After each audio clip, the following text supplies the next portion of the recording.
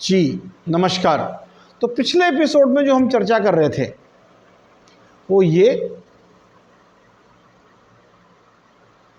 कि अंग्रेज़ों ने किस प्रकार भारतीय व्यवस्था में फूट डालने का कार्य किया। अब मैक्स मूलर ने लिखा है साफ साफ कि जाति हिंदुओं के धर्म परिवर्तन में अभी तक एक बाधा प्रमाणित हुई है, लेकिन भविष्य में ये हिंदू समाज के एक व्यक्ति विशेष का नहीं वरन एक समूह के धर्म परिवर्तन का ताकतवर हथियार बनकर उभर सकता है। ब्रेकिंग इंडिया, ये राजीव मल्होत्रा जी की किताब है, जिसके पेज 5 पर ये कोट मैक्स मूलर का लिखा हुआ है, आप देख सकते हैं। अब डॉक्टर अम्बेडकर क्या लिखते हैं इसके बारे में, मैं सीधा कोट करता हूँ उनकी किताब से कि while it may be admitted that a study of the origin of the Shudras is welcome, some may question my competence to handle the theme. I have already been warned that while I may have right to speak on Indian politics, religion and religious history of the India are not my field, and that I must not enter it. I do not know why my critics have thought it necessary to give me this warning. If it is antidote to any extravagant claim made by me as a thinker or a writer, then it is necessary. For I am ready to admit that I am not competent to speak even on Indian politics. If the warning is for the reason that I cannot claim mastery over the Sanskrit, उन्होंने साफ लिखा है, देखिए कि that I cannot claim mastery over the Sanskrit language. I admit this deficiency. मैं अपनी इस अक्षमता को स्वीकार करता हूँ कि मुझे संस्कृत भाषा नहीं आती. But I do not see why it should disqualify me altogether from operation in this field. There is very little of literature in the Sanskrit language which is not available in English. The want of knowledge of Sanskrit need not therefore be a bar to my handling a theme such as the present. For I venture to say that a study of relevant literature, albeit in English translation, for 15 years ought to be enough to invest even a person endowed with sufficient degree of such moderate intelligence like myself with sufficient degree of competence for the task as to the exact measure of my competence to speak on the subject. This book will furnish the best testimony. Who were Shudras? Doctor B R Ambedkar, page 3 and page 4. ये उन्होंने statement लिखा. इसका मतलब क्या कि संस्कृत भाषा नहीं आती, और साथ में उन्होंने ये भी स्वीकार किया कि किसी भी समाज में ज्ञानी अज्ञानी मूढ़ विद्वान सभी तरह के लोग होते हैं.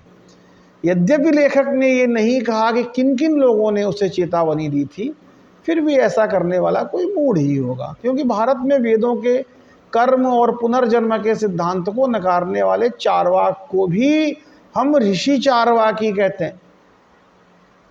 भारत में मत परिवर्तन का आधार सदैव शास्त्रार्थ होता है, न कि शस्त्रार्थ. अर्जुन को अपनी जिज्ञासाओं को भगवान कृष्ण के सामने रखने में भी स्वतंत्रता थी. सनातन के उदार और लोकतांत्रिक सिस्टम में विचारों के व्यक्ति की सब स्वतंत्रता रही है, अन्यथा चांडाल वेशधारी शंकर जी आदि शंकराचार्य के ज्ञान को चुनौती नहीं देते, जिसको शंकराचार्य ने अपना गुरु बनाया, और नई बौद्ध जैन आदि पंथों का जन्म हुआ होता.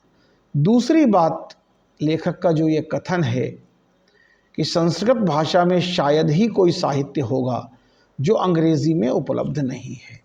There is very little of literature in the Sanskrit language which is not available in English. ये बताता है कि लेखक को अपनी सूचनाओं के स्रोत के लिए अंग्रेजी भाषा के विद्वानों पर निर्भर होना पड़ा था. ये एक बहुत ही महत्वपूर्ण बिंदु है, जिस पर आज तक भारत के विद्वानों ने अपनी कलम ही नहीं चलाई. संस्कृत भाषा और साहित्य बहुत ही विशद है. पहली बात तो ये दावा कि लगभग संपूर्ण संस्कृत साहित्य अंग्रेजी में उपलब्ध है, बड़ा हास्यास्पद कथन है. संपूर्ण संस्कृत साहित्य का अंग्रेजी अनुवाद ना अभी तक हो पाया है, भविष्य में भी हो पाने की कोई संभावना नहीं। तत्कालीन समय की बात छोड़ दीजिए, आज भी दावा कीजिए करता हूं, लेखक लिखते हैं कि संपूर्ण संस्कृत साहित्य का अनुवाद नहीं हो पाया। दूसरी बात, अनुवादों की अपनी समस्या है कि जो शब्द संस्कृति अनुवादक के शब्दकोश और संस्कृति में उपलब्ध ही नहीं है, वो अनुवाद सदैव भ्रमकारी होता है। उदाहरण के तौर पर वर्ण, वर्ण को अंग्रेजों ने क्या लिखा? चमड़ी का रंग, कलर ऑफ स्किन। धर्म का अनुवाद रिलीजन या मजहब, मजहब या रिलीजन कभी भी धर्म के पर्यायवाची नहीं हो सकते, लेकिन उनके पास चूंकि धर्म का पर्यायवाची शब्द ही नहीं है तो वो क्या लिखेंगे?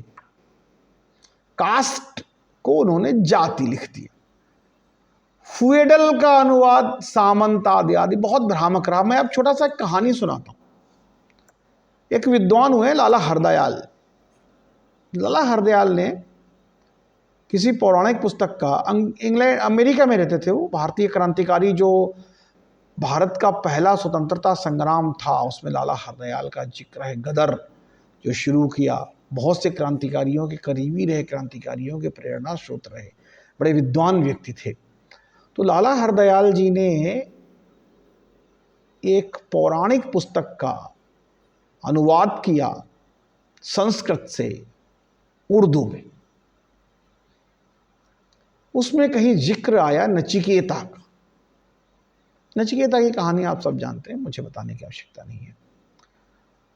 अब नचिकेता जब उन्होंने फारसी लिपि में लिखा उर्दू में, तो उन्होंने तो लिख दिया। अब एक ब्रिटिश लेखक ने लाला हरदयाल की उस उर्दू पुस्तक से अंग्रेजी अनुवाद किया। अब वो जो नचिकेता उन्होंने लिखा था उसको समझ में आया नीची कुतिया, और उसने अंग्रेजी में क्या लिखा? अ बिच ऑफ लो ओरिजिन।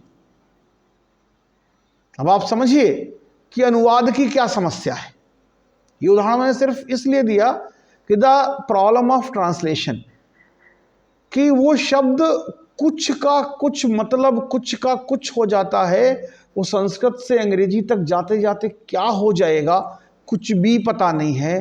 तो यदि आप ये कहें कि आप अंग्रेजी का अनुवाद पढ़ करके किसी संस्कृत वाङ्मय के किसी ग्रंथ का, किसी सांस्कृतिक विषय का विवेचन कर सकते हैं, तो बड़ी हास्यास्पद बात होगी। उसके निश्चित रूप से आपको संस्कृत के विद्वान की शरण में, अब जैसे योनि शब्द है, मनुष्य योनि, ऐसे योनि के बहुत से अर्थ हैं। अब मैं उन अर्थों में नहीं जाऊंगा, लेकिन जिसको नहीं मालूम वो क्या कुछ भी अनर्थ कर सकता है। तो ये अनुवाद की समस्याएं हैं। अब लेखक ने क्या किया है कि वो मैक्स मुलर टाइप के अनुवादकों के अनुवाद को संस्कृत के धर्मशास्त्र के जैसे पढ़ लिया और उनको ही अपनी पुस्तक का अंग बना करके उसकी रचना कर दी।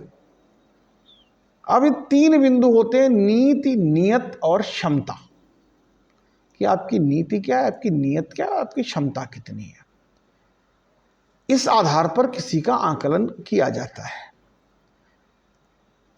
अब अनुवादकों का हम यही करें कि उनकी नीति क्या थी, नियत क्या थी, मैक्स मुलर का पॉलिसी क्या था, मैक्स मुलर की इच्छा क्या थी और मैक्स मुलर की कैपेसिटी कितनी थी। कहीं ऐसा तो नहीं एकेडमिक के लिए कर रहा, वो राजनीतिक उद्देश्य की पूर्ति के लिए कर रहा है, या फिर कोई मिशनरी उद्देश्य के लिए, धर्मांतरण आदि के लिए हमारे ग्रंथों के बारे में उल्टे सीधे अनुवाद प्रकाशित कर रहा हो।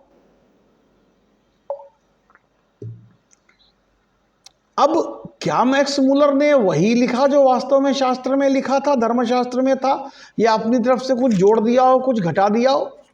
नहीं कह सकते ना। तो किसी के अनुवाद को पढ़ करके आप ये अंदाज़ा लगाएं कि अनुवाद ही मूल पुस्तक है, ऐसा संभव नहीं है। इसलिए हम ये कहते हैं कि उन्हें, चूंकि डॉक्टर साहब ने स्वीकार किया, डॉक्टर B.R. अम्बेडकर ने, कि ना मुझे संस्कृत आती है और मैं अपनी डिफिशियंसी को स्वीकार करता हूँ। मैंने जितना पढ़ा है वो कहाँ से पढ़ा है? वो अंग्रेजी अनुवादों से पढ़ा है। तो अब उसकी विश्वसनीयता कितनी होगी जो उन्होंने अंग्रेजी अनुवादों से, यूरोपियन लिटरेचर से पढ़ा है, वो ध्यान देने की बात है। चलिए उन्होंने कुछ अपने निष्कर्ष समराइज किए. My answer to them are summarised below. Number 1, the Shudra were one of the Aryan communities of the solar race. Number 2, there was a time when the Aryan society recognized only 3 Varna, namely Brahman, Kshatriya, Vaishya. Number 3, the Shudra did not form a separate Varna. They ranked as part of the Kshatriya Varna in the Indo-Aryan society. Number 4, there was a continuous feud between the Shudra kings and the Brahmins, in which the Brahmins were subjected to many tyrannies and indignities. Number 5, as a result of the hatred towards the Shudras generated by their tyrannies and oppressions, the Brahmins refused to perform the Upanayan of the Shudras. And number 6, owing to the denial of Upanayan, the Shudras who were Kshatriyas became socially degraded, fell below the rank of the Vaishyas, and thus came the form the fourth Varna. Page 5 पर ये लिखा हुआ है.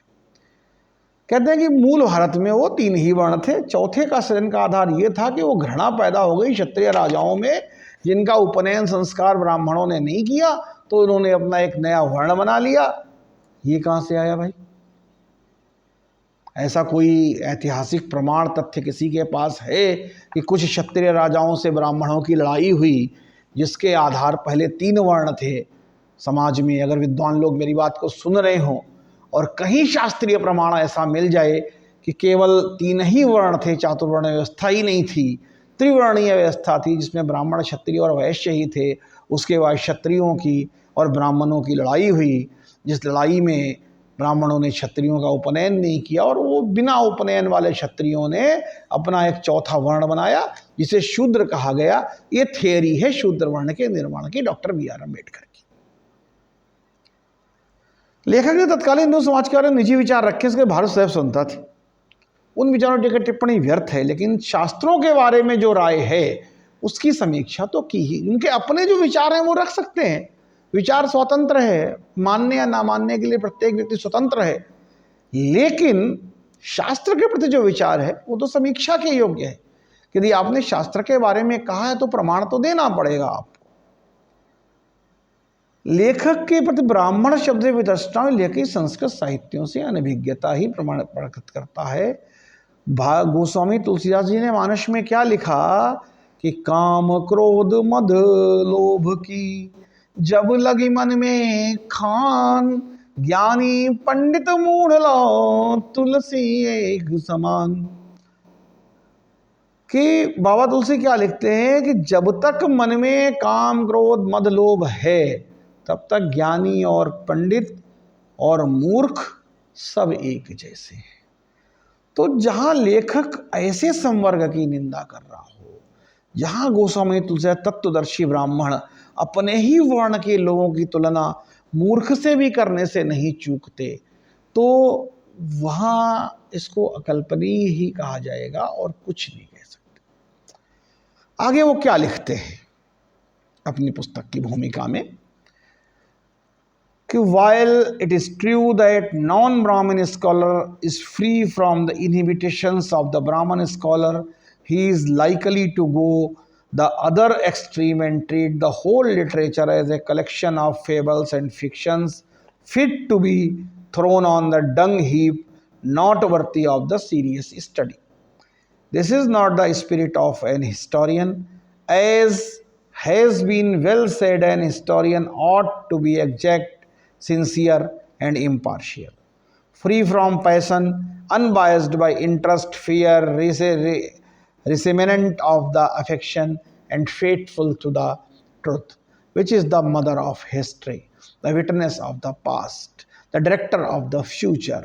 In short, he must have an open mind, though it may not be an empty mind, and readiness to examine all evidence, even though it be superstitious. The non-Brahmin scholar may find it difficult to remain true to the spirit of historian.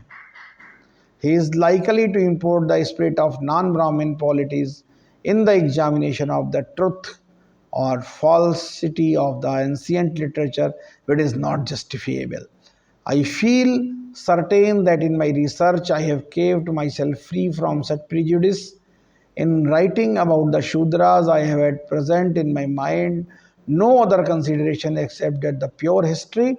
It is well known that there is a non-Brahmin movement in this country, which is the political movement of the Shudras.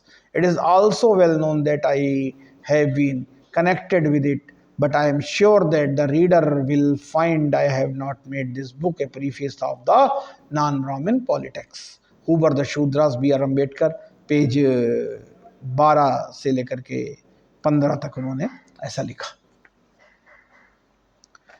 क्या मतलब है इसका, मैं एक बार हिंदी में explain कर देता हूँ। डॉक्टर साहब ने लिखा, लिखते हैं कि यद्यपि यह सत्य है कि एक गैर ब्राह्मण स्कॉलर के झिझक से मुक्त होता है, जो अंतिम सिरे पर जाकर पूरे साहित्य को कहानी और उपन्यासों का एक संग्रह मानकर उसे गोबर के ढेर पर फेंकने योग्य समझे और गंभीर अध्ययन के योग्य न समझे, लेकिन यह इतिहासकार के लिए उचित नहीं है। यह पहले भी कहा जा चुका है कि एक इतिहासकार को तत्ववेत्ता, गंभीर और पक्षपात रहित होना चाहिए, जो राग द्वेष से मुक्त, व्यक्तिगत हितों, भय, क्षोभ और लगाव से विरक्त और सत्य के प्रति आग्रही होना चाहिए, जो इतिहास का मूल मंत्र, भूतकाल का साक्षी और भविष्य का निर्देशक है। संक्षिप्त में यदि कहा जाए तो खुले दिमाग का, खाली दिमाग का नहीं, और सभी प्रमाणों के विश्लेषण हेतु तैयार रहना चाहिए, भले ही वो फर्जी ही क्यों न हो। इतिहास के इस मूल तत्व को अनुपालन करने में गैर ब्राह्मण परेशानी का अनुभव कर सकता है। प्राचीन साहित्य तत्वों की सत्यपरकता या झूठ के विश्लेषण में वो गैर ब्राह्मण राजनीति को घुसेड़ सकता है, जो कि उचित नहीं है। मैं दावे के साथ कह सकता हूँ कि अपने शोध में मैंने स्वयं को ऐसे पूर्वाग्रहों से मुक्त रखा है। शूद्रों के बारे में लिखते समय मेरे मस्तिष्क में विशुद्ध इतिहास के अतिरिक्त अन्य कोई विचार नहीं है। यह सर्वविदित है कि इस देश में एक गैर ब्राह्मण आंदोलन चल रहा है, जो कि शूद्रों का राजनीतिक आंदोलन है। इसी सर्वविदित है कि मैं इससे जुड़ा हुआ हूँ, लेकिन मैं आश्वस्त हूँ कि पाठक इस निष्कर्ष पर पहुँचेगा कि मैंने इस पुस्तक को गैर ब्राह्मण राजनीति की भूमिका नहीं बनने दिया है। ये पेज 12 से 15 तक लिखा डॉक्टर अम्बेडकर ने, और ये उद्घोष किया कि इतिहासकार को तत्ववेत्ता होना चाहिए, तथ्यपरक होना चाहिए, राजनीति से प्रेरित नहीं होना चाहिए। ये कथन इतिहास की मूल आत्मा है। लेखक ने अपनी पुस्तक अज्ञानी शूद्रों, लेकिन उसे समझना जरूरी, लेखक की इच्छा भारत के तथाकथित शूद्रों ने भरपूर रूप से पूरी की है। भारत का शायद ही कोई पढ़ा लिखा सामाजिक सरोकारी शूद्र अपने को मानने वाला व्यक्ति होगा जिसने उसी श्रद्धा और सम्मान से न पढ़ा हो जिस अश्रद्धा और असम्मान से लेखक ने वेदों और ब्राह्मणों का तिरस्कार किया है। चलिए, ये एपिसोड को फिर यहाँ समाप्त करते हैं, बहुत लंबा नहीं करूँगा मैं। अगले एपिसोड में जो पहला चैप्टर है, भूमिका इनकी यहाँ समाप्त हुई। अगले एपिसोड में जो पहला चैप्टर है, the riddles of the Shudras, उसकी हम विवेचना प्रारंभ करेंगे। इस विषय को, इस एपिसोड को यहाँ विराम देते हैं और अगले एपिसोड के लिए आप प्रतीक्षा कीजिए। शीघ्र आपके सामने मैं अगला एपिसोड लेकर उपस्थित होऊंगा। धन्यवाद।